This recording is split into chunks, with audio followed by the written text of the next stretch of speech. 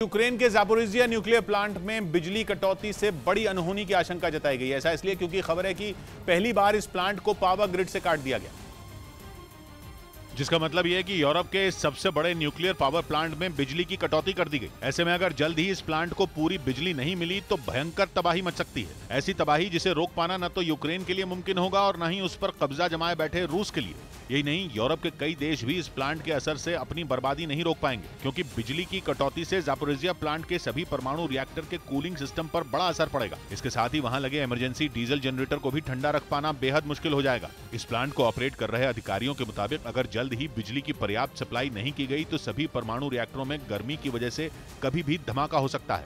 और अगर ऐसा हुआ तो इस परमाणु प्लांट से रेडिएशन फैल जाएगा, जिससे लाखों लोगों की जान जा सकती है। हालांकि खबर है कि आनन फानन में दूसरे पावर स्टेशनों से इस प्लांट में बिजली की सप्लाई शुरू कर दी गई, लेकिन इसके बावजूद इस परमाणु प्लांट को जितनी ये जेवर के लिए पति के साथ झगड़ा नहीं करती, बल्कि खुद जेवर बनाकर बेचकर महीनों तक लाखों की कमाई करती हैं।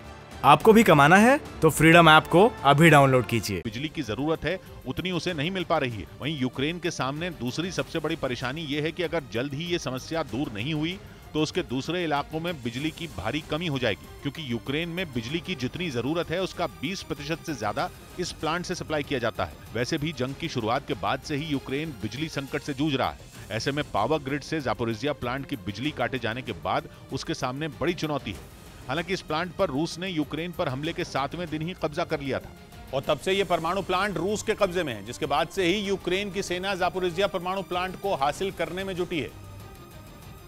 लेकिन महीनों तक जंग लड़ने के बाद भी ज़ेलेंस्की की सेना पुतिन की फौज को वहां से खदेड़ नहीं सकी। इस बीच कई बार दोनों देशों ने एक दूसरे पर इस प्लांट पर हमले का आरोप लगाया। यूक्रेन का तो यहाँ तक कहना है कि रूस ने वहाँ सैन्य अड्डा बना रखा है और कई घातक हथियार वहाँ पर रखे हैं, जिनसे कभी भी तबाही मच सकती है। असल में दोनों देशों की लड़ाई ज़ापोरिज़िया परमाणु प्लांट के साथ साथ पूरे शहर पर कब्जे की भी है। यूक्रेन के दक्षिण पूर्व में बसे इस शहर का करीब 2/3 इलाका रूस के कंट्रोल में है। हालांकि ज़ापोरिज़िया शहर अब भी रूस की पकड़ से दूर है और वो यूक्रेन के पास ही है।